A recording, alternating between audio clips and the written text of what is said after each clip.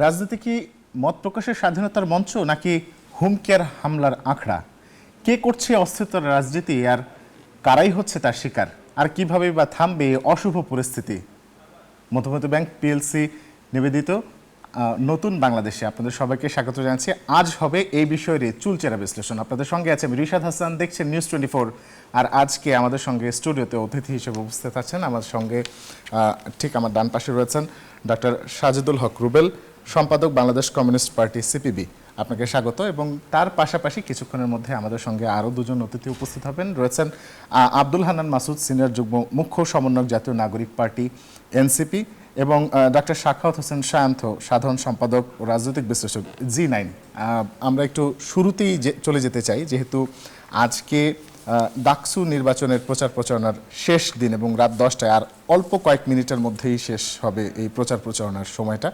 ডাকসু নির্বাচনকে এবারে কিভাবে দেখছেন আপনি? ধন্যবাদ। আপনার মাধ্যমে নিউজ 24-এর সকল দর্শকদেরকে শুভেচ্ছা। ডাকসু নির্বাচনের আজকে প্রচার প্রচারণার শেষ দিন।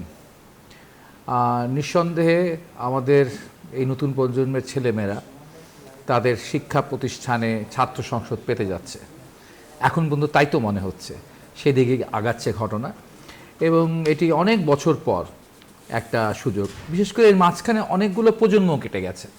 যেমন এই যে আমরা ধরেন 90 দশকে দশম শ্রেণীর ছাত্র ছিলাম 90-এর গণঅভ্যুত্থানের সময়।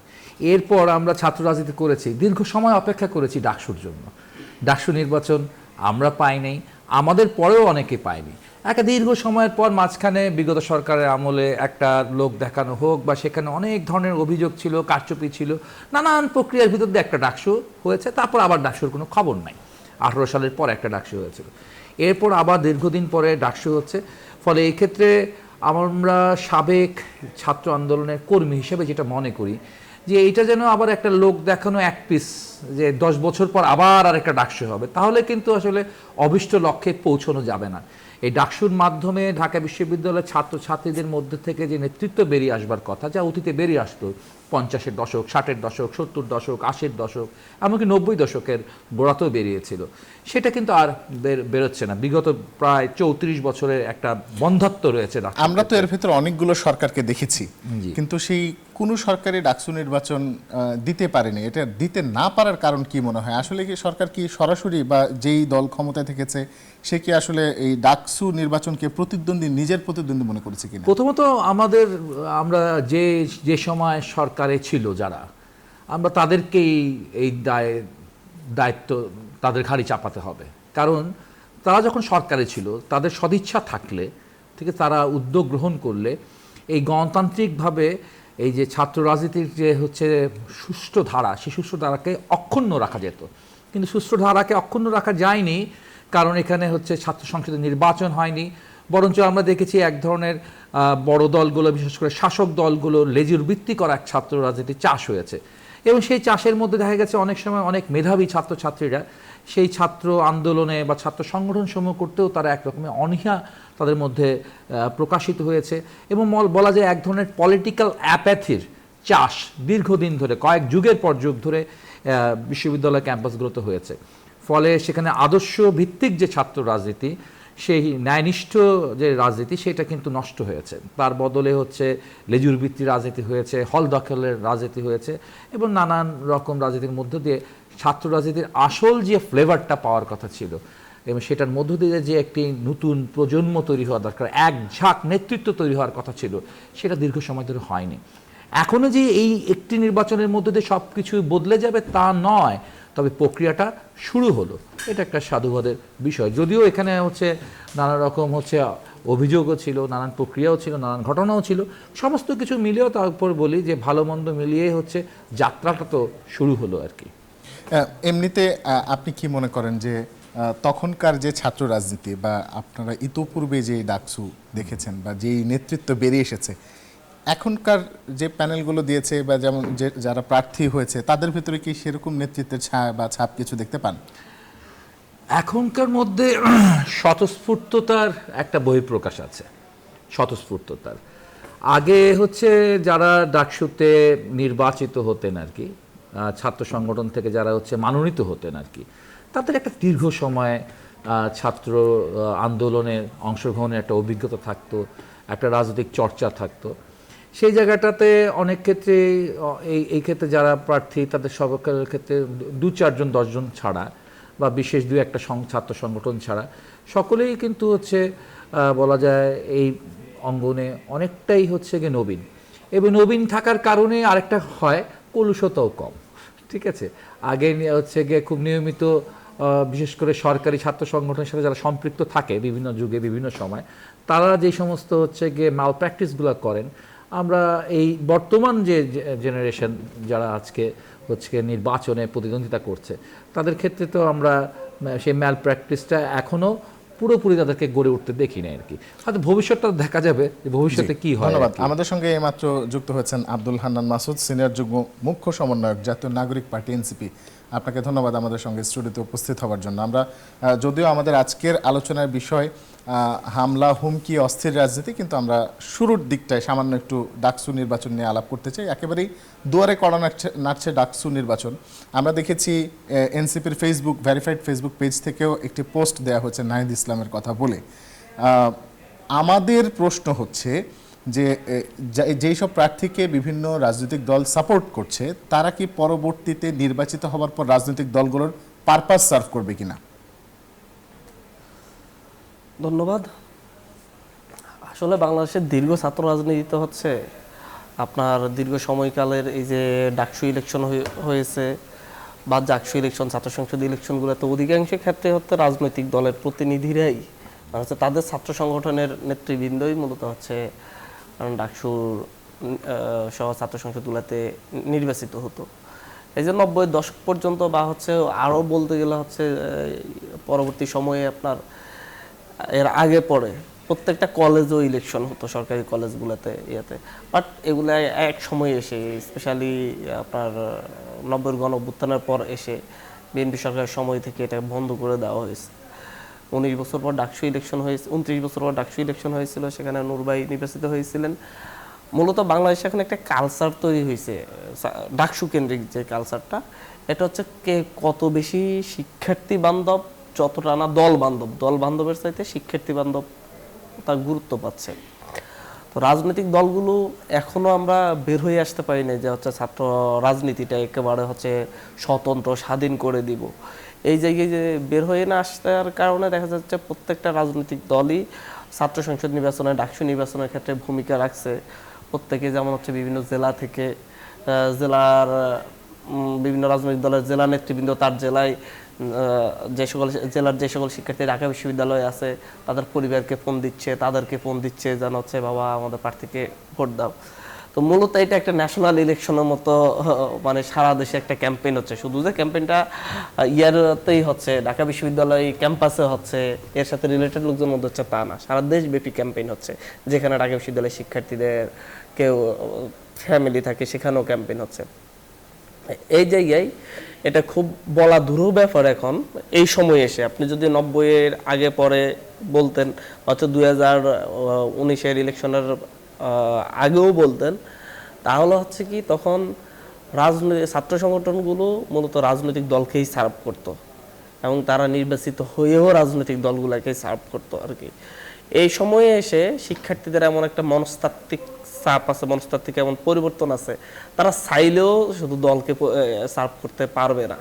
শিক্ষার্থীদেরাই সেই ক্ষেত্রে তাকে প্রশ্নবিদ্ধ করবে এবং সেই ক্ষেত্রে সে প্রতিরোধের মুখেও পড়তে পারে।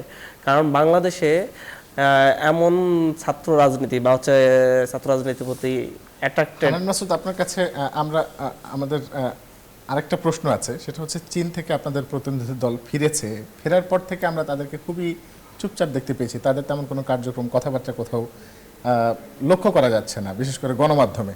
চুপ কেন এনসিপি? আমি তো দেখছি না এনসিপি চুপ। এনসিপি সাংগঠনিক কার্যক্রম চালাচ্ছে, কথা বলতেছে। কোনো বিষয় যখন সামনে আসবে তখনই তো এনসিপি কথা বলবে, মিডিয়াতে আসবে, বা মিডিয়া কতটুকু হচ্ছে এনসিপিকে সামনে আনতেছে সেটাও একটা মুখ্য বিষয় আর কি। তো এনসিপি চুপ নেই, এনসিপির কার্যক্রম চালাচ্ছে, ভিতরে চালাচ্ছে, বাইরে চালাচ্ছে।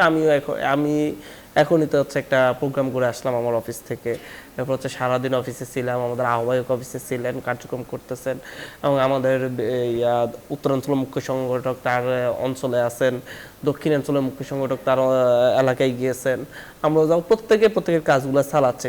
কথা হচ্ছে সংবাদ মাধ্যমগুলো এখন হয়তো আগের মতো কভারেজ দিচ্ছে না, যার কারণে চুপচাপ মনে হচ্ছে। আর এই সময়ে এখন সবচাইতে হট টপিক ডাকসু ইলেকশন, এখানে অন্য যে কোনো বিষয়ই এখন ওটার কাছে, ডাকসু ইলেকশনের কাছে, ডাকসু ইলেকশনের ছায়ে আবৃত। কিন্তু আসলে ডাকসু নির্বাচনকে ছাপিয়ে গেছে যেই ঘটনাটি, সেটা হলো গেল 8 দিনে আমরা 4 জন রাজনৈতিক নেতৃবৃন্দের কারো বাড়িতে হামলা হয়েছে, কারো উপরে হামলা হয়েছে, এবং এমনও দেখতে পেয়েছি যে কাউকে হত্যা চেষ্টা করা হয়েছে, এরকম একটা ঘটনাও ঘটেছে। আমরা একটু ডক্টর সাজিদুল হক রুবেল আপনার কাছে যেতে চাই। নির্বাচনের আগে রাজনৈতিক এই অস্থিরতা বৃদ্ধির কারণ কি? এই কারণটি অত্যন্ত দুঃখজনক আর রহস্যজনকও বটে। যে যখন হচ্ছে আমাদের প্রধান উপদেষ্টা খুব জোর দিচ্ছেন যে ফেব্রুয়ারিতে নির্বাচন হবে, ঠিক সেই সময় নানান রকম ঘটনা ঘটা শুরু করলো। একটি রাজনৈতিক দলের অফিসে হচ্ছে গিয়ে হামলা করার ব্যাপার ঘটলো, হামলা করার চেষ্টা করা ঘটলো, আর সেই হামলা প্রতিরোধ করতে গিয়ে এমন একজন নেতা হচ্ছে আহত হলেন যাকে সবাই চেনার কথা, যে সাধারণ কোনো কর্মী না, এবং তাকে হচ্ছে খুব মারাত্মকভাবে আহত করা হলো, এবং তার প্রতিক্রিয়াতে আবারও সেই রাজনৈতিক দলের অফিস ভাঙা হলো। এবং এই ভাঙাচোরার মধ্য দিয়ে যে একটা ব্যাপার, একটা সিমটম প্রমাণ করার চেষ্টা করা হচ্ছে যে এই যে এই ফিচার থাকলে তো দেশে নির্বাচন করা সম্ভব না, জাতীয় নির্বাচন করা সম্ভব না। জাতীয় নির্বাচনটাকে করার মতো পরিবেশ আছে কিনা, পরিস্থিতি আছে কিনা, এটা তো অনেক আগের থেকেই নানাভাবে প্রশ্ন উঠে আসছিল আর কি। আমাদের পুলিশ প্রশাসনের হচ্ছে গিয়ে অগোছালো অবস্থা, আমাদের স্বরাষ্ট্র উপদেষ্টার হচ্ছে গিয়ে লাগাতার ব্যর্থতা, সব কিছু মিলিয়ে হচ্ছে গিয়ে নানাভাবে এই প্রশ্নটা উঠে আসে যে এইরকম একটি পরিস্থিতিতে আইন শৃঙ্খলা বাহিনী এরকম হচ্ছে গিয়ে অসংগঠিত এবং তারা অনেক প্রশ্নবিদ্ধ, এই পরিস্থিতির মধ্যে দিয়ে কীভাবে নির্বাচন হবে, এরকম কতগুলো বিষয় হচ্ছে গিয়ে উত্থাপনের চেষ্টা করা হয়েছে, যুক্তি দেখাবার চেষ্টা করা হয়েছে, ভয় দেখাবার চেষ্টা করা হয়েছে, জাতীয় নির্বাচনকে হচ্ছে অনির্দিষ্টকালের জন্য পিছিয়ে দেওয়ার জন্য। এমন এক পরিস্থিতির মধ্যে দিয়ে এই যে হট্টগোলগুলো হচ্ছে, এই যে হচ্ছে নানান জায়গায় নানা রকম ঘটনাগুলো ঘটছে আর কি, এই আপনি যেগুলো বললেন তার ছাড়াও শুধু রাজনৈতিক নেতা তো না, একটু হচ্ছে অন্য ব্যাপার হচ্ছে যেমন হচ্ছে আপনার হচ্ছে মাজারে হামলা হচ্ছে বা কবরস্থান থেকে হচ্ছে লাশ তুলে নিয়ে সেটাকে আবার পুরানো হচ্ছে। এই যে ব্যাপারটা, এটা একটা মানুষের নার্ভে কিন্তু একটা চাপ সৃষ্টি করে। মানুষ মনে করে যে আমরা মনে কোনো বিপদের মধ্যে পড়ে গেছি, কোনো মহাবিপদে পড়ে গেছে, এবং সেটা খুব ভালোভাবে সোশ্যাল মিডিয়া বলেন, আপনার ইলেকট্রনিক মিডিয়া, প্রিন্ট মিডিয়া, সকল ক্ষেত্রে হচ্ছে কিন্তু এই মেসেজগুলো যাচ্ছে, এবং সেই মেসেজগুলো কিন্তু মানুষকে অস্থির করে দিচ্ছে, মানুষকে আতঙ্কিত করে তুলছে। এবং সার্বিক মানে বিবেচনা করলে দেখা যায় যে আসলে আমাদের 24-এর এই যে গণঅভ্যুত্থান, এই গণঅভ্যুত্থানের মধ্য দিয়ে যে একটা মানে একটা স্বপ্ন তৈরি হয়েছিল যে এইবার আমরা একটা গণতান্ত্রিক বাংলাদেশে আসব, এবার একটা আমরা আইনের শাসনের বাংলাদেশ পাবো, কিন্তু তার বিপরীতে মানুষ সংখ্যাগ্রস্ত হচ্ছে। আমি আইনের শাসনের বাংলাদেশের বদলে আমি এক ধরনের মবের শাসনের বাংলাদেশে প্রবেশ করেছি, এবং এইটাকেও ডিল করতে, এই মবের ব্যাপারে প্রশ্নটিকে ডিল করতে গিয়ে আমি দেখেছি যে আমাদের ইন্টারিম গভর্নমেন্ট অনেক জায়গায় হচ্ছে সে তারা হচ্ছে ব্যর্থতার পরিচয় দিচ্ছে, অনেক সময় দেখা যাচ্ছে তারা চেষ্টাও করছে। হান্নান মাসুদ, আপনার কাছে একটু আসতে চাই। কাদের সিদ্দিকীর উপর গতকালকে হামলার চেষ্টা করা হয়েছে এবং তার বাড়িতে হামলা হয়েছে, এই হামলাটাকে এনসিপি কিভাবে দেখছে? এনসিপির দৃষ্টিকোণ তো অনেক আগ থেকেই ক্লিয়ার। এনসিপি কিভাবে দেখছে, বাস্তবতা হচ্ছে কোশ্চেনটা হওয়ার দরকার ছিল হচ্ছে গভর্নমেন্ট কিভাবে দেখছে বা হচ্ছে দেশের ইস্টাবলিশমেন্ট কিভাবে দেখছে। আমাদের বাংলাদেশে আসলে হচ্ছে সমস্যাটা হলো কি জানেন, প্রত্যেকটা ইস্টাবলিশমেন্ট দুর্বলকে কোশ্চেন করতে খুব বেশি পছন্দ করে আর কি। আপনি অনেকগুলা ঘটনাই বললেন যে হচ্ছে 4 জন গত 8 দিনে 4 জন রাজনৈতিক নেতার বাড়িতে হামলা হয়েছে, কাদের সিদ্দিকীর কথা বললেন, এবং হচ্ছে রাজনৈতিক দল হামলা করেছে এই কথা বললেন। বাট বাংলাদেশের যে যৌথ বাহিনী যে একজন রাজনৈতিক নেতাকে আপনার এইভাবে ক্যামেরার সামনে লাথি মেরে আহত করেছে, পিটিয়েছে, এই কথাটা একেবারে আপনারা মিডিয়া সহ প্রত্যেকে খুব সুন্দরভাবে অ্যাভয়েড করে গিয়েছে। না আমরা কিন্তু এবং এরই মধ্যে খুব clearly গেল পর্বে আমি কিন্তু একটু আসলে বলি, ভিপি খুব নুরের উপরে হামলার clearly, ঘটনা নিয়ে আমরা খুব আলোচনা clearly করেছি আপনাদের মাসুদ, মিডিয়াকে আমি একটু আমি দেখি সুনির্দিষ্ট নাই বিষয়ে যেতে চাই। সেদিন যদি ওই যে প্রতিদিনের বাংলাদেশ নামে ওই ফেস থেকে যদি হচ্ছে লাইভটা না করা হতো তাহলে কেউ জানতোই না কি জাতীয় পার্টির হামলায় আহত হয়েছে না যৌথ বাহিনীর হামলায় আহত হয়েছে। কোশ্চেনটা আমি কাকে করব? কারণ হচ্ছে আমাদের বাংলাদেশে এমন একটা এস্টাবলিশমেন্ট তৈরি করে রাখছেন সবসময় দুর্বলের দিকে আঙ্গুল তোলা। বাংলাদেশে এত মব তৈরি হচ্ছে, এত জায়গায় কথা হচ্ছে, এই যে যে লাশটা তোলা হলো সেটা নিয়ে সম্পৃক্ত একটা বড় রাজনৈতিক দলের উপজেলা নেতৃবৃন্দ পত্রিকায় নিউজ সহকারে আছে, কিন্তু কোশ্চেনটা সেই রাজনৈতিক দলকে কেউ করেন আপনার নেতারা এই মব তৈরি করলো কেন? কারণ এখানে ধর্মীয় সম্পৃক্ততা আনতে পারবেন না, তো সাম্প্রদায়িকতা বলতে তো রাজনৈতিক দলটাকে সাম্প্রদায়িক আপনি বলতে পারবেন না, বা হচ্ছে অসহিষ্ণু বলতে পারবেন না। সেহেতু হচ্ছে এই কোশ্চেনটা তাদের দিকে আঙুল তুলে করা হয় না, সেই কোশ্চেনটা এনসিপির দিকে আঙুল তুলে করে কেন এই মব তৈরি হচ্ছে ওই জায়গায়, অথচ সেই জায়গায় এনসিপি নাই, সেই জায়গায় যারা ছিল তাদের কোশ্চেন করা হয় না। আমি এই কথাটা বলতে চাচ্ছি, যাকে কোশ্চেন করে এর প্রতিরোধে মানে সঠিক কোশ্চেন করার ব্যাটিক কোশ্চেন যাকে কোশ্চেন করে এর পরিবর্তে আপনাকে হুমকি পেতে হবে না, তাকে আপনারা সবচেয়ে বেশি কোশ্চেন করেন। আপনারা না শুধু, এটা সারা দেশের মানুষের মাইন্ডসেট এইভাবে তৈরি হয়েছে। আমি এখানে মব, পলিটিক্যাল পার্টি এই টার্মগুলা মানে হচ্ছে আসলে বাংলাদেশে খুব ব্যাখ্যা হওয়া দরকার। What is mob, what is political party, এটা মনে হয় রিটেন থাকা দরকার যে আমরা পলিটিক্যাল পার্টি হিসেবে কাকে বিবেচনা করব, কাকে সন্ত্রাসী সংগঠন হিসেবে বিবেচনা করব, আমরা কোনটাকে মব বলবো, কোনটাকে আমরা সহিংস আন্দোলন বলবো, কোনটাকে আমরা ইমানসিপেটরি ভায়োলেন্স বলবো। এই ব্যাপারটা যদি ক্লিয়ার না হয়, এই কথাটা আপনারা 1000 বার বলতে পারবেন, 1000 বার। আপনি এই মবটা কেন টিকিয়ে রাখছেন? কেন হচ্ছে আপনি কথা বলতে দিচ্ছেন এমন একজনকে যে একটা গণতান্ত্রিক রাজনৈতিক দলকে নিষিদ্ধের কথা বলতেছে, যে 14 সাল 18 সাল যে 18 সালের রাতের ভোটের এমপি হয়েছে, যে 24 সালে আওয়ামী লীগ সমর্থিত এমপি হয়েছে, তাকে আপনি স্বাধীনভাবে ঘুরতে দিচ্ছেন এবং তাকে আবার হচ্ছে যারা তাদের বিরুদ্ধে লড়াই করছে তাদেরকে হুমকি দিতে দিচ্ছেন, তাহলে তাকে মারবেই। তাকে মারবে না কেন? কারণ তার করতে আপনার এই নিউজ 24 আমার মনে হয় যে হচ্ছে তাজ একজন জাতীয় পার্টির একজন এমপি, বিএনপির একটা নেতাকে এইভাবে এই তুই বাইরে তোর পিটাবো এরকম একটা ভিডিও মনে হয় আপনাদের এখানেই, আমি ঠিক বলতে পারছি না, যেমন একটা নিউজ মিডিয়াতে। তো সে যদি হচ্ছে এখন ওই বিএনপি নেতার সামনে দিয়ে যদি বুক ফুলে চলে, সে ধরবে না? সরকার কেন আইনের আওতায় আনে নাই? সরকার জিএম কাদেরকে আইনের আওতায় আনলে জিএম কাদেরকে নিয়ে কোশ্চেন হইতো না। সরকার যদি হচ্ছে আওয়ামী লীগের 300 এমপিরে ধরতো, তাহলে হচ্ছে সরকারের এই মবের কথা আসতো না। আপনি তো ধরেন নাই। এখন আমার সামনে যদি দেখি আমাদের উপর অত্যাচার করছে, নির্যাতন করছে এমন এক আওয়ামী লীগের এমপি, এমন এক জাতীয় পার্টির এমপি আমার সামনে দিয়ে একটা বুক ফুলে মিছিল মিটিং করতেছে, আমি কি তাকে ছেড়ে দিব? তাহলে আপনি মব কাকে বলছেন? মব বলে আপনি মূলত হচ্ছে গণতান্ত্রিক শক্তি, যেটা যারা হচ্ছে অ্যান্টি ইন্ডিয়ান ভূমিকা রেখেছে, যারা হচ্ছে বাংলাদেশের সার্বভৌমত্বের জন্য কাজ করছে, যারা হচ্ছে এই ফ্যাসিবাদের বিরুদ্ধে লড়াই করছে, তাদেরকে আপনি বারবার প্রশ্নবিদ্ধ করছেন। এবং পলিটিক্যাল পার্টি বলে আপনি জাতীয় পার্টিকেও পলিটিক্যাল পার্টি বলেন, আওয়ামী লীগকেও পলিটিক্যাল পার্টি বলেন। আপনি পলিটিক্যাল পার্টি তাহলে হচ্ছে কেন হিজবুত তাহরির পলিটিক্যাল পার্টি না?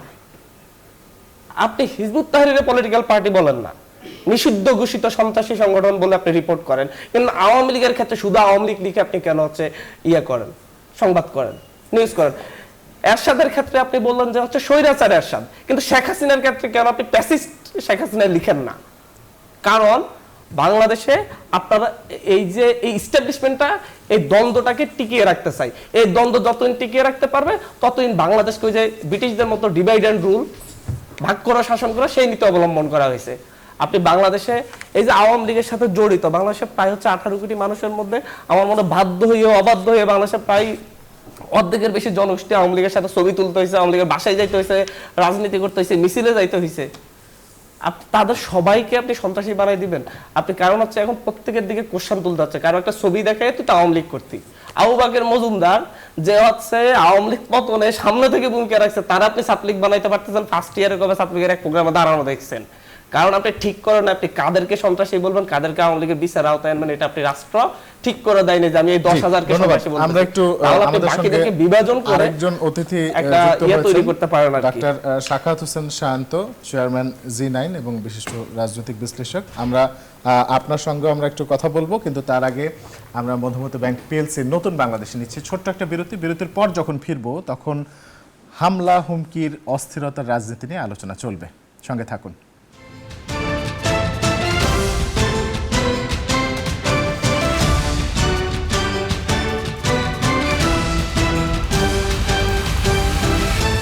বিরতির পর স্বাগত আরো একবার, দেখছেন নিউজ 24, চলছে মধুমতি ব্যাংক পিএলসি নতুন বাংলাদেশ। আপনাদের সঙ্গে আছে আমি রিশাদ হাসান এবং আমাদের অতিথিরা আমাদের সঙ্গে রয়েছেন। আমরা এবার একটু যেতে চাই ডাক্তার সাখাওয়াত হোসেন শান্ত আপনার কাছে।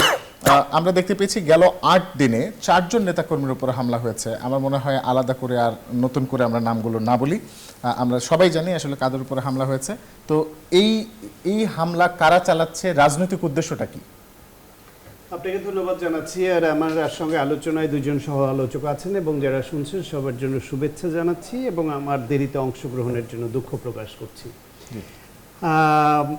আপনি যে নেতাদের উপর আক্রমণ করলেন এটা তো একটা ঘটনা, পাশাপাশি কয়েকটি জায়গায় যে মাজারে হামলা, রিসোর্টে হামলা, আবার পাশাপাশি নিষিদ্ধ সংগঠন আওয়ামী লীগের ঝটিকা মিছিল, সেটার সংখ্যাও কিন্তু বেড়েছে গত কয়েকদিনে।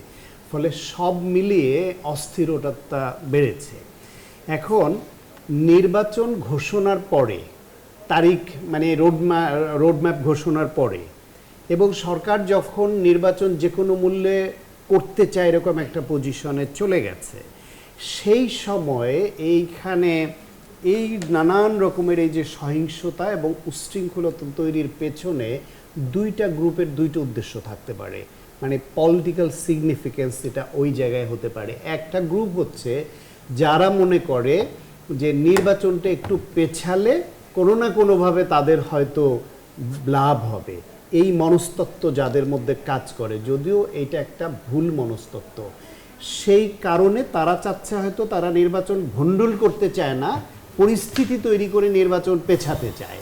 এই মোটিভটা তাদের কথায় কাজে অনেক জায়গায় বোঝা যায়। এক, দুই হলো এই সুযোগে আবার পতিত ফ্যাসিবাদ এবং তাদের দোসর যে গোষ্ঠী, তারা চায় যে এই যে এই গণঅভ্যুত্থানের পক্ষের শক্তির মধ্যে যেই গোষ্ঠী নির্বাচন পেছানোর জন্য পরিস্থিতি ক্রিয়েট করতে চায়, সেইখানে যদি আমরা একটু আবার ঘি আগুন মিশিয়ে দিতে পারি, তাহলে হয়তো নির্বাচনটা একেবারে কিন্তু গতকালকে সময়ের জন্য ভণ্ডুল করে দেয়া যাবে। জনসভায় একটা স্পেসিফিক বক্তব্য ছিল, কোট আনকোট আমি বলছি, শেখ হাসিনাকে চাই না, বঙ্গবন্ধুকে চাই, এরকম একটা কথা তিনি বলেছিলেন।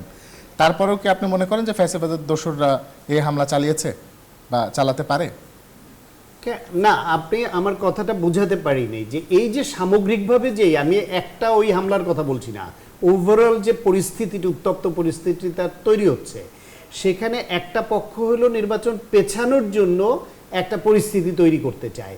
সেই সুযোগে পতিত ফ্যাসিবাদের যে গোষ্ঠী, তারা আবার চায় যে এইখানে যদি আরেকটু বেশি বাড়িয়ে দিয়ে, অস্থিরতা বাড়িয়ে দিয়ে নির্বাচনটা যদি একেবারেই না হয়, পরিস্থিতি ভিন্ন খাতে প্রবাহিত করা যায় এবং সেইখানে ক্ষমতা অন্য কোনো কর্নারের কেউ নিয়ে নেয় বা নেওয়ার মতো পরিস্থিতি হয়, বা সোজা বাংলায় বলি মার্শাল্লাহ আসে, এবং তাহলে ইলেকশন হবে না। ক্ষতিগ্রস্ত কারা হবে এই দেশে যদি এই পরিস্থিতিতে নির্বাচন না হয় এবং মার্শাল্লাহ হওয়ার মতো পরিস্থিতি আসে? ক্ষতিগ্রস্ত হবে বিএনপি, এনসিপি, জামায়াত ইসলাম সহ এই গণ অভ্যুত্থানের পক্ষের সমস্ত শক্তি। এবং এই নির্বাচন পিছিয়ে যাবে, সেই সুযোগে পতিত ফ্যাসিবাদ গোষ্ঠী নতুন করে তাদের ব্রিথিং স্পেস পাবে এবং নতুন করে তারা পুনর্বাসনের স্বপ্ন দেখে। ফলে দুই গোষ্ঠীর দুই রকম চাওয়া এক জায়গায় এসে কোনো না কোনোভাবে মিশে যাচ্ছে। হয়তো এদের চাওয়ার মধ্যে কোনো মিল নাই, এদের পরিকল্পনায় মিল নাই, এরা একে অপরের শত্রু, কিন্তু চাওয়াটা কিভাবে যেন মার্জ করে যাচ্ছে। ধন্যবাদ। আমরা একটু ডক্টর সাজিদুল হক রুবেল আপনার কাছে আসতে চাই। আপনি কি মনে করেন যে পতিত ফ্যাসিবাদী দল আওয়ামী লীগের দোহাই দিয়ে অন্য সব রাজনৈতিক দলও এই হামলা হুমকি এগুলো চালিয়ে যেতে পারে? ধন্যবাদ। আসলে আমরা একটা পুরনো স্টাইল আছে আর কি। ধরুন 24-এর গণ অভ্যুত্থানের সময়ও এই স্টাইলটা প্রয়োগ করা হয়েছিল, অতীতেও করা হয়েছে। অতীত ধরেন আমরা বাংলাদেশের কমিউনিস্ট পার্টি বিভিন্ন সময় বিভিন্ন ইস্যু নিয়ে, বিশেষ করে শ্রমিক ইস্যু, গার্মেন্টস ইস্যু নিয়ে যখন আমরা একটা কার্যকরী আন্দোলন প্রায় তৈরি করে ফেলেছি, তখন সেই আন্দোলনকে ট্যাগ করার চেষ্টা করা হয়েছিল পতিত স্বৈরাচারের পক্ষ থেকে যে এটা হচ্ছে জামাত শিবিরের একটা ষড়যন্ত্র, যে কোনো মুভমেন্টের ক্ষেত্রে। যখনই সে চ্যালেঞ্জের মুখে পড়তো পতিত স্বৈরাচার, তখন বলতো এটা হচ্ছে জামাত শিবির আসতেছে, আসতেছে। তো এখনও বিষয়টা হচ্ছে অনেক সময় যে পতিত স্বৈরাচারের যে বিষয়টিকে আমাদের সামনে নানাভাবে উপস্থাপন করে, সাধারণত এটা সরকারের পক্ষ থেকেই করার কথা। তারপরে ওখানে শান্ত ভাই বললেন আর কি, আমি এইটার উপরে খুব বেশি করি না। তারা 24-এ গণ-অভ্যুত্থানের মধ্যে তারা নিঃশেষ হয়ে গেছে। হ্যাঁ, তাদের মধ্যে আবার হলো এখন তারা হাইবারনেশনে আছে, ফেভারেবল কন্ডিশন পাইলে সেখান থেকে আবার তারা রিকার করবে, আবার সেখান থেকে তারা উজ্জীবিত হবে। কিন্তু এই জায়গাটার ক্ষেত্রে প্রথম দায়িত্বটা যেটা নিতে হবে এই সমস্ত ঘটনার পিছিয়ে, প্রথম দায়টাকে আমরা যদি বিএনপি যদি এনসিপির ঘাড়ে দেয়, এনসিপি যদি বিএনপির ঘাড়ে দেয়, বা অন্য কেউ যদি শুধু হচ্ছে পতিত স্বৈরাচারের ঘাড়ে দেয়, একটা জুজুর ঘাড়ে দিয়ে দেয়, তাহলে কিন্তু হবে না। প্রথম ঘাড়ে নিতে হবে আমাদের উপদেষ্টা মণ্ডলীকে, ইন্টারিম গভর্নমেন্টকে প্রথমে ঘাড়ে নিতে হবে এই পরিস্থিতিগুলোর জন্য। এই পরিস্থিতিগুলো তৈরি হচ্ছে কেন? আপনি যদি বলেন যে সরকার পাচ্ছে না, উপদেষ্টা, স্বরাষ্ট্র উপদেষ্টা বা স্বরাষ্ট্র মন্ত্রণালয় পাচ্ছে না, আমি বলবো পাচ্ছে না শব্দটাকে আমি গ্রহণ করতে চাই না। আমরা মনে করি করছে না, রহস্যজনকভাবে করছে না, ঠিক আছে? এবং আমরা দেখেছি তো, প্রেস উইংকে দেখেছি তো, এগুলোকে এই মবকে তো তারা হচ্ছে গিয়ে মানে অ্যাপ্রিসিয়েট করেছে, নর্মালাইজ করেছে। তারা বলছে কি? তারা বলছে এটাকে মব বলবেন না, এটাকে বলতে হবে প্রেশার গ্রুপ। আবার বলছে ছাত্র জনতার একটা ক্ষোভ, বিক্ষোভ ইত্যাদি ভাবে বোঝানোর চেষ্টা করেছে। এটা চেষ্টা করার মধ্যে দিয়ে যেটা বলা দরকার ছিল গণ-অভ্যুত্থান পরবর্তীকালে বা একটা বিপ্লব উত্তরকালে শাসক গোষ্ঠীকে বলতে হয়, বিজয়ী শাসকদের বলতে হয় যে এখন হচ্ছে গিয়ে দেশ থেকে আমরা শত্রুকে তাড়িয়েছি, আমরা এখন দেশকে বিনির্মাণ করব, জনগণ যেন হচ্ছে নিজের হাতে আর আইন তুলে না নেয়। নিজের হাতে আইন তুলে নিলে এই বিজয় নস্যাৎ হয়ে যাবে, এই বিজয় শেষ হয়ে যাবে, ঠিক আছে? আর এটা যেহেতু হচ্ছে, চলছে, এবং এটাকে নানাভাবে নানানজন হলো ব্যবহার করছে, ফলে একটা কথা সায়ন্ত ভাইয়ের সাথে আমি খুবই একমত, এই সমস্ত যেটা জাতীয় পার্টির অফিস ভাঙেন, লাভ কার হবে? আওয়ামী লীগের লাভ হবে, বিগত পতিত স্বৈরাচার লাভবান হবে। নির্বাচন যদি না হয়, লাভ কার হবে? বিগত পতিত স্বৈরাচারের লাভ হবে, তাদের লাভ হবে। তাদেরই জায়গা আমরা তৈরি করে দিচ্ছি নিজের অজান্তে, এবং এই জায়গাটা খুব সচেতন হওয়ার প্রয়োজন রয়েছে। ধন্যবাদ। আমরা একটু হানান মাসুদ আপনার কাছে আসবো। যেহেতু নির্বাচন নিয়ে একটু আলাপ হয়েছে, আমরা আরেকবার একটু নির্বাচনের দিকে এগোতে চাই। গণপরিষদ নির্বাচনের দাবি করেছে এনসিপি এবং সেই সঙ্গে একটা নতুন সংবিধান চেয়েছে। আমরা একটু, যদিও এই বিষয় নিয়ে আমরা আলোচনা করেছি, তারপর আমরা যুক্তিটা শুনতে চাই। এখানে অনেকগুলো কথা আসছে। কারণ হচ্ছে আমাদের অভিজ্ঞ রাজনীতিবিদ যারা আছেন, রাজনৈতিক দল যারা আছে বড় বড়, আমাদেরকে সবসময় দেখি একটা জুজুর ভয় সবসময় সামনে আনেন। পতিত ফ্যাসিবাদ ফিরে আসবে, পতিত ফ্যাসিস্ট ফিরে আসবে, নির্বাচন দেরি হয়ে যাবে, এটা হলে, এটা না মানলে, ওটা না করলে এই হবে, মানে এই ধরনের অহরহ একেবারে 5 তারিখ পর থেকে শুনে আসতেছি। 5 তারিখের পর থেকে সরকার গঠন নিয়েও একই ধরনের কথা, যে ফ্যাসিবাদ আবার ফিরে চলে আসবে, আমাদেরকে বিচার বিভাগে কু হবে, এটা হবে, সেটা হবে, বলে আসছে।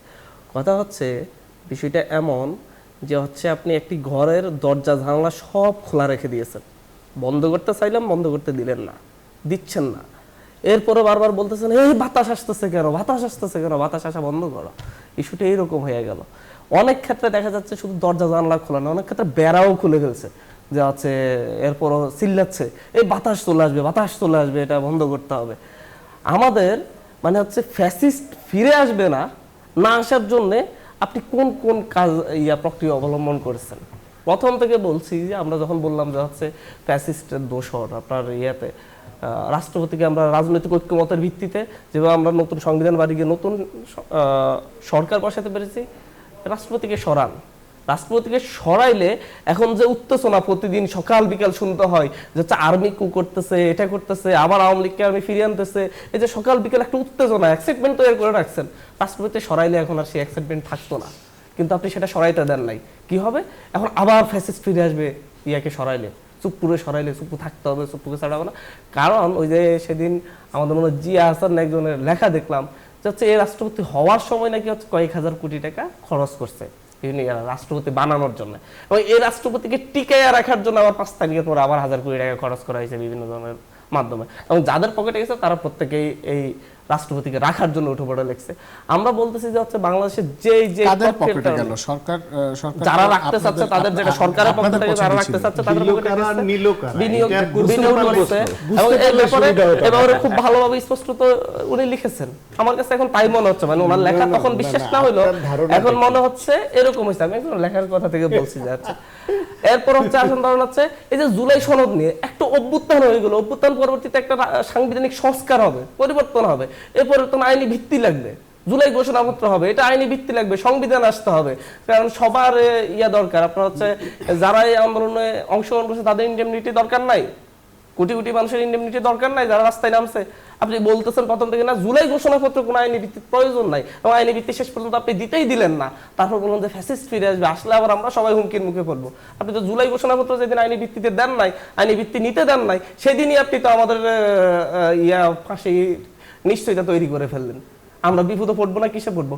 আমরা জুলাই সনদ বলতেছি যাচ্ছে আগামী নির্বাচন আগে আপনি বাস্তবায়ন করেন, এই সরকারের বাস্তবায়নের প্রক্রিয়া আছে, উপায় আছে, আপনি না এই উপায় মানবেন না, আপনি ক্ষমতায় গিয়ে 3 বছর 4 বছরও করবেন। আরে ভাই আপনি কি 90 সালের আগে এইভাবে কথা দেন নাই? আপনি আগে 5 বছরে সব উল্টে ফেলবেন, চিৎ করে ফেলাবেন, 3 জোটা রূপরেখা দিয়ে আপনি রাখছেন? আপনি তো রাখেন নাই। আপনিও চাইছিলেন শেখ হাসিনার মতো ক্ষমতায় দীর্ঘমেয়াদী কিভাবে টিকে থাকতে হবে, 96 চাইছেন, 2006 সালে চাইছেন, এরপর পারেন না, আপনি পারেন নাই, শেখ হাসিনা পারছে, শেখ হাসিনা ফ্যাসিস্ট হয়েছে, আপনি পারলে আপনি ফ্যাসিস্ট হয়েছেন। এটাই হচ্ছে মেন বাস্তবতা, আপনি স্বীকার করতেছেন না। আপনি আমাদেরকে বুঝাচ্ছেন প্রত্যেকটা জায়গায় আপনি প্রত্যেকটা দরজা জানলা খুলে রেখে ফ্যাসিস্ট চলে আসবে, নির্বাচন না হলে ফ্যাসিস্ট চলে আসবে, ফিরে আসবে, আসবেই তো। নির্বাচন কি আমরা বাধা দিচ্ছি? ফেব্রুয়ারিতে নির্বাচন করেন, কিন্তু আপনি জুলাই সনদ বাস্তবায়ন করেন, কিন্তু আপনি সেটা করবেন না। আপনি মাইনে নিতে সমস্যা কি? উচ্চকক্ষ পিআর এর ক্ষেত্রে সবাই একমত, রাজনৈতিক সংকট তৈরি করতেছেন আপনি একটা মাত্র রাজনৈতিক দল। কেন আপনি সংকট তৈরি করতেছেন? আপনি সবার সাথে একমত হইতে পারেন না, অন্য মতের প্রতি আপনি শ্রদ্ধা দিতে জানাতে পারেন না, ডক্টর সবকিছু আপনার মন মতো হইতে হবে কেন? মানে বিএনপির জন্য কি আসলে আপনার কত বিভাজন, রাজনৈতিক সবকিছু সংকট আপনি- তৈরি হচ্ছে কিনা? আরেকটা বিষয় শেষ করি, এখানে এরপর হচ্ছে রাজনীতি, এই যে আওয়ামী লীগ, এত আওয়ামী লীগ কাদের বিচার করবে এইটা নিয়ে আমরা বলছি একটা পলিটিক্যাল কাউন্সিল বা হচ্ছে ট্রুথ কমিশনের মতো কিছু গঠন করে এটা যেন করে। আমরা প্রথম দিকে একেবারে সেপ্টেম্বর মাসে এই প্রস্তাব নিয়ে সবার দ্বারা দ্বারা গেছে, বিএনপি বিরোধিতা করছে। এখন আপনি সবাই ট্যাগ লাগিয়ে বিপদে ফালাচ্ছেন, একটা দেশের মধ্যে একটা রাষ্ট্র বিভাজন তৈরি করে রেখে আপনি বলতেছেন এবারে এই এরা সবাই হচ্ছে ফ্যাসিবাদ ফিরিয়ে আনার জন্য কাজ করতেছে, এই করতেছে। আপনি সব জায়গায় বন্ধ করে দিয়ে প্রত্যেকটা ক্ষেত্রে আপনি আমরা একটু শাখাউত হোসেন শান্ত আপনার আপনি কথা এই শুনি। কথা শুনুন, বিভাজন কি আসলে শুনুন। বিএনপি তৈরি করছে কিনা? না, এখন হান্নানের কথা মতে বিএনপি তৈরি করছে, জামাতের কথা মতে বিএনপি তৈরি করছে, এবং এনসিপি এবং জামাতের কোরাস গেয়ে গিয়ে বলছে বিএনপি তৈরি করছে এই সমস্যা, আবার বিএনপি বলছে ওরা সমস্যা তৈরি করছে। বাংলাদেশে যে রাজনীতিতে যে ট্রেডিশনাল ঝগড়া কাইজা যেগুলো এত বছর ধরে আমরা দেখে আসছি, এরা নতুন বাংলাদেশে নতুন করে পুরনো ঝগড়া কাইজা করছে, আর কিচ্ছু না। তো বেসিক্যালি সমস্যাটা হয়েছে এনসিপির যারা, তারা সাইকোলজিক্যাল একটা ট্রমার মধ্য দিয়ে আসছে। তো এই যে এই যুদ্ধ করে তারপরে এই অবস্থা থেকে আসছে, এখন তারা নতুন আর একটা ট্রমার মধ্যে ঢুকেছে। যদি তারা ভবিষ্যতে ভার্নারেবল হয়ে পড়ে, এই যেটা বললো যে ফাঁসির দড়ি সামনে ঝুলছে, তাদের এই আতঙ্ক ভেতরে ঢুকে গেছে, সেই কারণে তারা চাইছে যে কোনোভাবে তারা যেন ক্ষমতাবান হয়, যাতে ফাঁসির দড়ির ভয়টা দূর হয়ে যায়। সেই জন্য আসলে ওইভাবে তো হঠাৎ করে ক্ষমতাবান হওয়া যায় না। সেই জন্য ক্ষমতাবান হওয়ার থেকে তাদের জন্য বেশি দরকার হচ্ছে সাইকোথেরাপি, যে তাদের বাংলাদেশের রাজনীতিটাকে ওন করতে হবে, এবং এই রাজনীতিতে শুধুমাত্র আমি যা চাইবো সেটাই সঠিক, অন্যেরটা সব ভুল, এই ধারণা থেকে সব দলকে, সব কর্নারকে বের হয়ে আসতে হবে। বিএনপি যা বলছে, বিএনপির স্বার্থ চিন্তা করে বলছে, তাদের দৃষ্টিতে জনগণ এবং দেশের স্বার্থ চিন্তা করে বলছে, সেটা অন্য সবার মতে যে সেটা সঠিক হবে এটা তো হওয়ার কোনো কারণ নাই। বিএনপি তো তার পলিটিক্যাল স্ট্র্যাটেজি থেকে বলছে, সেটা তো অন্য সবার কাছে সঠিক হবে কেন? আবার এনসিপি হোক, জামাত ইসলাম হোক, সিপিবি হোক, অন্য যারা হোক, তারা আবার তাদের পয়েন্ট অফ ভিউ থেকে তাহলে একটা বিএনপির question পলিটিক্যাল আনবে। স্ট্র্যাটেজি কি? আসলে তারা কেন সাংবিধানিক মূল সংস্কার সমস্যাটা কোথায় আপনাকে আমি বলি। আমার ধারণায় মূল সমস্যাটা হচ্ছে আওয়ামী লীগ পতিত হওয়ার পরে বাংলাদেশে বিএনপির কাছাকাছি আর কোনো পলিটিক্যাল পার্টি নাই যারা নির্বাচনের মাধ্যমে ক্ষমতায় আসতে পারে। সমস্যাটা হয়েছে ওই জায়গায়। এখন যারা নির্বাচনের মাধ্যমে ক্ষমতা আসতে পারবে না, তারা বিএনপিকে আষ্টে পৃষ্ঠে বেঁধে ফেলতে চায়, যে ক্ষমতা এসে যাতে আমাদের কথার বাইরে হাত পা কিচ্ছু নাড়াতে না পারে। আবার বিএনপি চায় যে যেহেতু তারাও জেনে ফেলেছে যে আমরাই বোধহয় ক্ষমতায় আসবো, কারণ আমাদের ধারে কাছে মানে কোনো দল, রাজনৈতিক দল শক্তি সমর্থনের নাই, সুতরাং আমাদের একটু বেশি কমফোর্ট জোনে থাকতে হবে। এই যে আমরাই আসব আর অন্যরা সবাই মনে করে ওরাই আসবে, এই দূরত্বটা, এই সংকটটা তৈরি করেছে। এরা কেউ ভাবতে পারছে না যে জনগণের কাছে আমি যদি অ্যাপিল নিয়ে যাই যে BNP as a political party are not doing the right thing for the people or for the country, এই কথাটা বলে জনগণ বিএনপির থেকে মুখ ফিরিয়ে আমাদের ভোট দিবে, সেই কনফিডেন্সটা এদের নাই। এরা শুধুমাত্র গণপরিষদ চায়, গণভোট চায় এবং নির্বাচন পেছানোর জন্য নানান ফন্দি ফিকির করে। জনগণের উপর আপনি যান, বিএনপি কি কি খারাপ করছে তালিকা করেন। আজকে টকশোতে যেরকম বলছেন, প্রতিটা টকশোতে ফাটাইয়া বলতেছেন, নির্বাচনী মাঠে গিয়ে জনগণকে বলেন, জনগণ রায় দিয়ে দেখ যে বিএনপি খারাপ করছে, তারা যেটা চাইছে, তারা যেটা করছে সেটা আমাদের জন্য উপযোগী নয়। এনসিপি, জামাত ইসলাম, XYZ যারা চাইছে তারা দেশের এবং দেশের মানুষের কল্যাণে বলছে, বিএনপি সব ভুয়া, তাহলে বিএনপি থেকে মুখ ফিরিয়ে নেবে। You people don't have the trust on general people of this country, that's the main problem. Hannan Masud, আপনার কাছে একটু আসবো, আসলেই কি এটা নির্বাচন পেছনের ফন্দি ফিকির কিনা? ডক্টর শান্ত যেমনটা বলেছে, ওই যে কথাটা হচ্ছে, আমি জানি আমি জনগণের কাছে যাই, যতই বলি জনগণকে যতই বিশ্বাস করাই, ইলেকশনটা মাগুরের ইলেকশন হইতে যাইতেছে আর 2008-এর ইলেকশন হইতে যাচ্ছে, আগ থেকে সব ঠিক করে রাখা, কারণ সিস্টেমটাই সেটা। এটাতে সরকারের প্রতি পূর্ণ অনাস্থা। হ্যাঁ, অনাস্থা, সেটা জানিয়ে সিস্টেমের প্রতি অনাস্থা। আমরা দেখতেছি পুরো সিস্টেমটাই আপনি আগেরটা রেখে দিচ্ছেন, যে সিস্টেমের ভিতরে মাগুরার নির্বাচন হয়েছে, যে সিস্টেমের ভিতরে 2008-এর নির্বাচন হয়েছে, 2014-এর নির্বাচন হয়েছে, অনাস্থা আনুষ্ঠানিকভাবে জানিয়ে দেন আপনারা, পারলে সেটা তো জানাচ্ছে না দলগতভাবে। 2008 সালে ডক্টর ইউনূস আপনি যা বলছেন যদি আপনার দলের পজিশন হয় তাহলে আপনারা ফর্মালি জানিয়ে দেন দলের পক্ষ থেকে যে ডক্টর ইউনূসের প্রতি অনাস্থা। 94 সালের মাগুরা ইলেকশনের কথা বলতেছি, আপনি মাগুরা ইলেকশন একটা উপনির্বাচন দলীয় সরকারের অধীনে রে ভাই। আমি দেখতেছি 2000 যে ইলেকশন হতে যাচ্ছে 2008-এর মতো একটা সাজানো ইলেকশন হতে যাচ্ছে। আমি মানুষের কাছে যত গলা ফাটাই, মানুষের ভোট সেখানে পড়বে না, কারণ আপনি সেই 2008-এর সিস্টেম রাইখা দিচ্ছেন। আমি জানি না আমি ক্ষমতাবান হওয়ার জন্য কি বলছি, আমরা যে আপনার জুলাই ঘোষণাপত্র আইনি ভিত্তি চাচ্ছি, এটা আমরা ক্ষমতাবান হওয়ার জন্য। বিএনপির কি ক্ষতি যে জুলাই ঘোষণাপত্রকে আইনি ভিত্তি দিলে কি ক্ষতি ছিল? বিএনপি দেয় নাই, সে দিবে না, ও সবাই দিতে চাচ্ছে, সবাই নিতে চাচ্ছে, কিন্তু বিএনপি দেয় নাই। একসাথে মানে এটা ইয়াকে ডক্টর ইউনূসকে বাধ্য করছে ওয়ান কাইন্ড অফ যে হচ্ছে তাদের মতো করে এটা ঘোষণা দিতে। আমরা জুলাই সনদের কথা এতভাবে বলতেছি কেন? আপনি জুলাই সনদ এখন বাস্তবায়ন করতে আপনার সমস্যা কি? আপনিই বাস্তবায়ন করবেন গেলে বলতেছেন। ধন্যবাদ হান্নান মাসুদ। আমরা একটা ছোট বিরতিতে যাব, বিরতির পরে এসে আমি কথাটা শুনবো, আমি নিশ্চয়ই কথাটা শুনবো। দর্শক, আমরা মধুমতি ব্যাংক পিএলসি নতুন বাংলাদেশের ছোট্ট একটা বিরতি নিচ্ছি, বিরতির পর আলোচনা অব্যাহত থাকবে, সঙ্গে থাকুন।